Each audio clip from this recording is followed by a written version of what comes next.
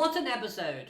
From setting up Akina's next match to Mirai's off-screen win, which does mean another heartbreaking loss for Edeka. This episode was packed with impactful moments and promises more development ahead. But what truly stood out to me was the match between Megumi and Suzune. Honestly, this was far better than I ever expected it to be. So let's dive in. First up, we're talking about Suo's approach to Suzune, with a heartfelt but awkward interaction. This was sweet to watch, as him trying to break down her walls and his desire to kind of make friends with her. Seeing himself within her was a nice touch, and the group's reaction to Suo asking Akina for advice on how to make friends was hilarious. Of course, Suo would figure out the best way to do this through card fighting, but at the same time, it's still nice to see Suo making an effort.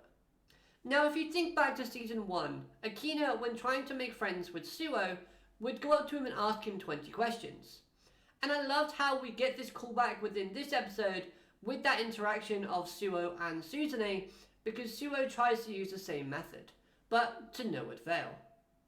A loss for any character within a card game could signal character development, and I'm anticipating a good showcasing of development for Suzune moving forward, as this could very well be her first ever loss. Yet we have a mother constantly poisoning her mind with ideals about victory and how those who don't win don't have value. Now this pressure, this mindset, this poison, it could mentally break her.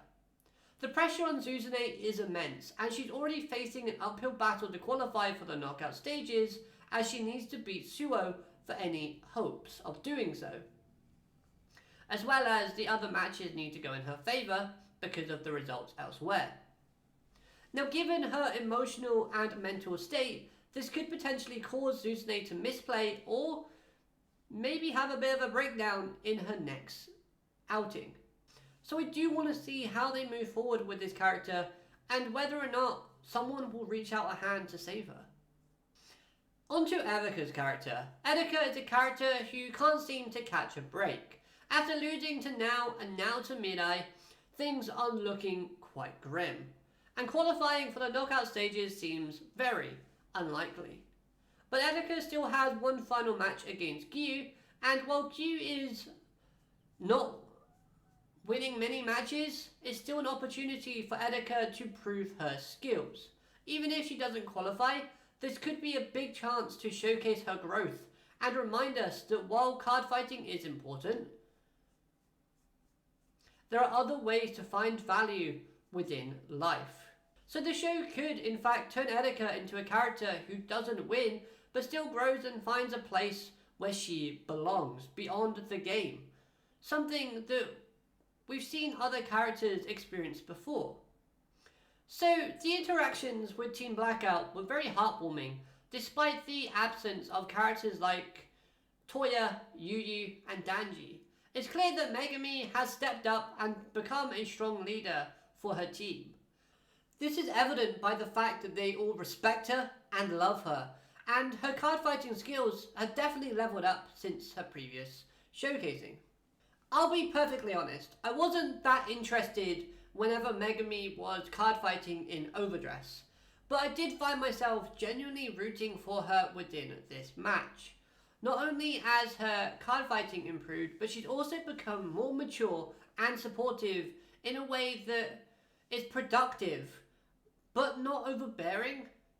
Like, she knows the limits of what she can say and do, but she still moves forward accordingly. Which I personally, from memory, think is a great sort of leap for her character based on what I remember her being like in Overdress, especially towards the start.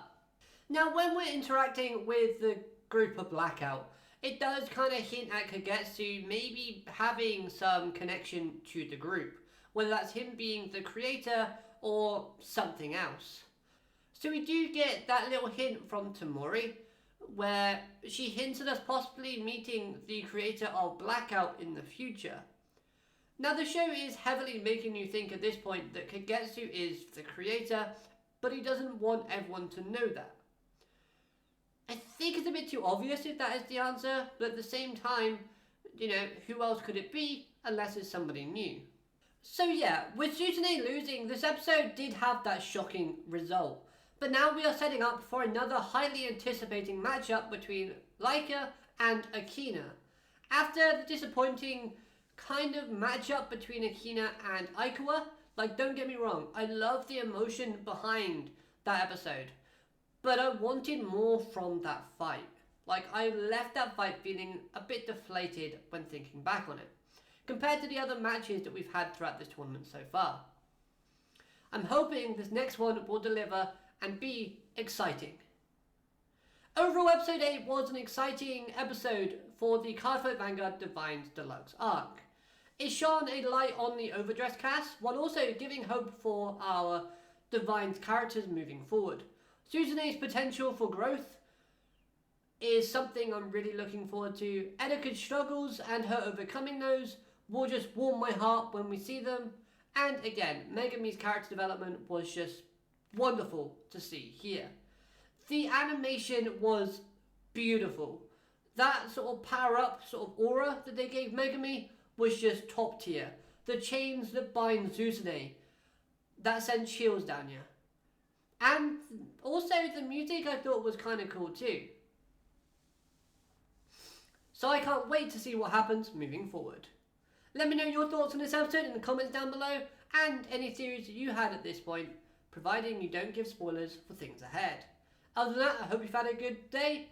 Like the video, comment, subscribe. Other than that though, I'll see you next time. Have a great day. Arigato. Matane. Goodbye.